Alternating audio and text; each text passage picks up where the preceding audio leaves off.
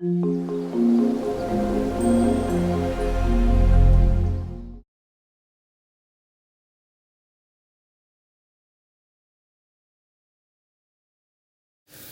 friends, I Dr. Gautam Kumar welcome you all on my YouTube channel that is Surgical Reasoning, and happy Diwali all of you. Today we'll cover submandibular gland, and I will cover all the previous question which has been asked in NEET PG and NEET SS, and we'll cover some of the future question also.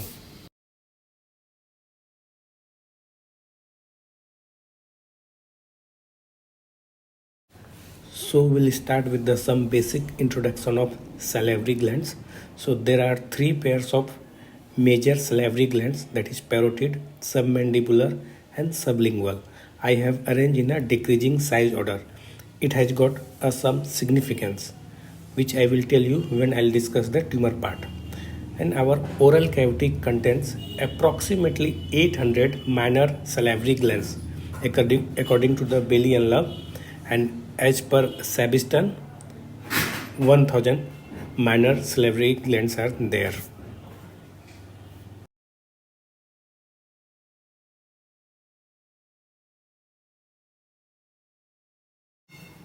Now coming to submandibular gland proper.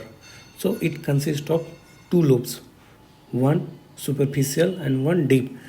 So superficial lobe is larger in size, same in parotid also, and this lobe are separated by the posterior border of mylohyoid muscle, as you can see in the picture. The lobe which is above the muscle is a deep lobe, as you can see in the picture, and the lobe which is down below is a superficial lobe, and the duct, that is the Watron's duct or submandibular duct, is coming from the deep lobe. So this, the name of the duct has been asked so many times in the NEET PG. So don't get confused with the name. Huh? Looks, W and M has a almost similar looks.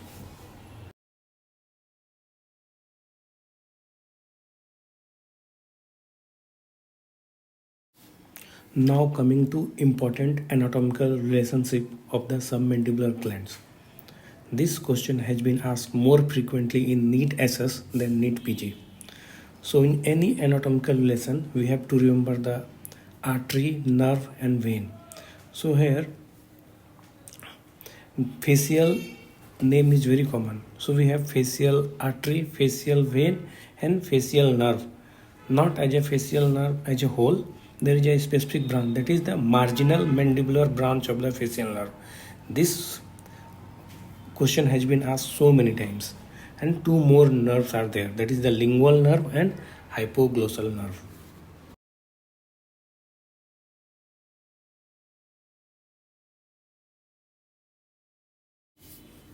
Now coming to ectopic or aberrant salivary gland tissue. So most common ectopic salivary tissue is a Staphyline bone cyst. This question has been asked so many times.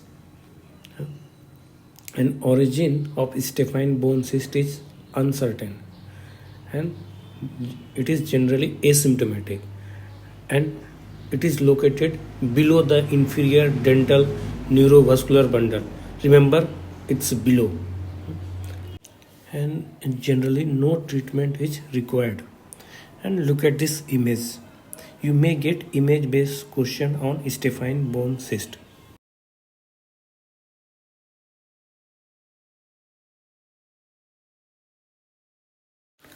Now coming to obstruction and trauma to the submandibular gland. So most common cause of obstruction within a submandibular gland is a stone formation, that is silolithiasis. 80% of submandibular stones are radio opaque. Stone mainly composed of phosphate and oxalate salts. This question has been asked 2-3 times in the NEET SS. And second most common cause of submandibular duct obstruction is stricture.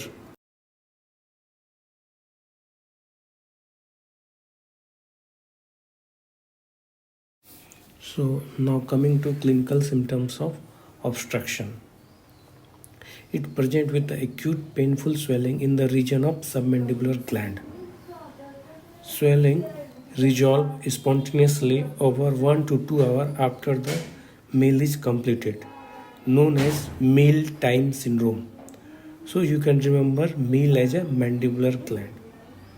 This question has been asked 3-4 times in the NEET SS. And most common site of infection is a hilum and punctum of the gland.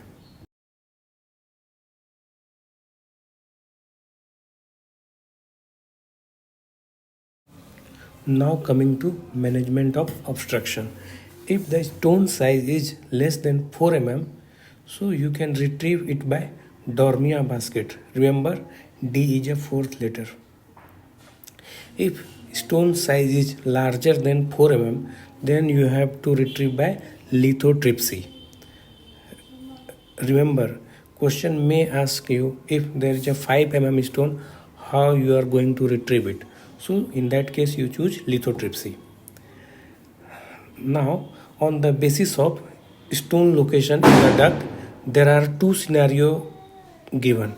If stone in the duct anterior to lingual nerve, that is in the region of second molar region, then stone is removed under LA, not by incision on the duct. If you do so, then it may complicate as a ranula.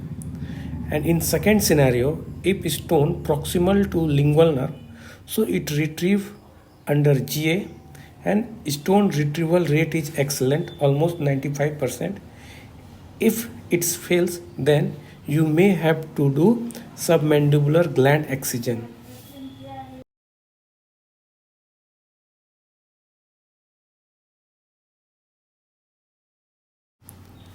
So submandibular gland excision has a 4 phase.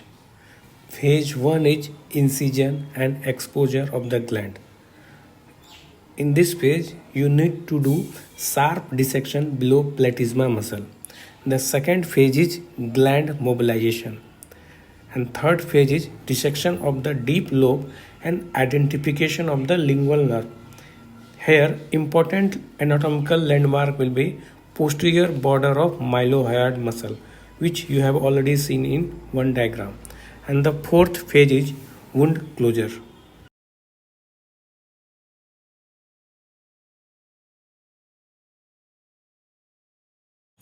There are 3 cranial nerves are at risk during removal of submandibular glands. This question is most important question for NEET SS from submandibular gland. So you don't have to remember extra, you just remember the anatomical relationship of submandibular gland. So 3 nerves are marginal mandibular branch of facial nerve, lingual nerve and hypoglossal nerve. And transaction of the nerve to mylohyoid muscle produce submental skin anesthesia. This is also asked 2-3 times. And one more extra point, for tumors, FNAC and true cut biopsy needed, but open biopsy contraindicated, as it may upgrade the tumor grading or staging.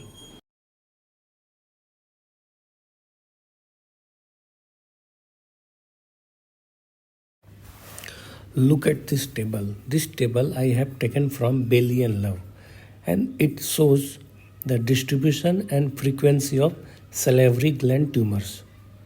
So as I have mentioned earlier, as the size of tumor increases, the frequency of the tumor also increases, but it will have less malignant tumor. So in one line we can say larger the tumor, more number of tumor, but less malignant tumor.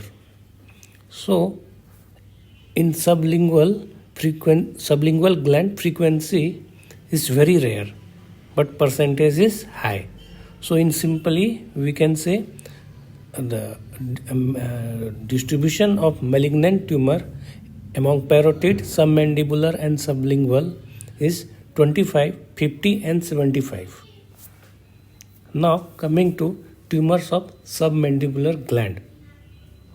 So, most common malignant tumor is a adenocystic carcinoma in submandibular gland. One more question which is asked frequently in NEET SS. The clinical feature associated with high grade malignant salivary tumors.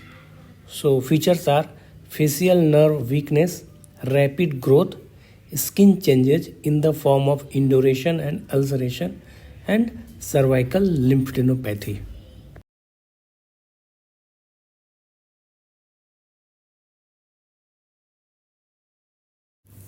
So this slide is repetition of previous slide almost. So larger the gland, larger the neoplasm, but more likely contain benign tumors. So parotid gland will contain most of the salivary gland tumors. And next two lines are very frequently asked in NEET PG and NEET SS. Most benign neoplasm is pleomorphic adenoma in salivary gland, obviously, and the most common primary salivary gland malignancy are mucoepidermoid carcinoma. So remember, if they ask benign, remember adenoma. If they ask malignant, remember carcinoma. And prognostic cutoff point for salivary gland cancer is 4 centimeter. If tumor larger than this size, it will need adjuvant therapy.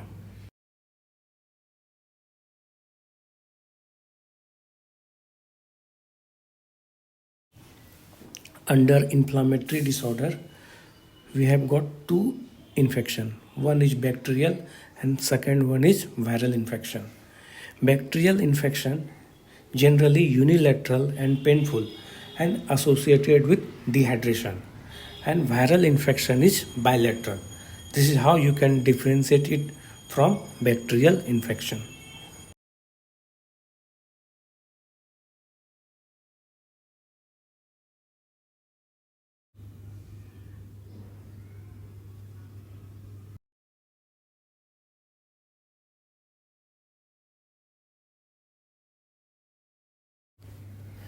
Thank you for watching this video. You can like and subscribe this channel.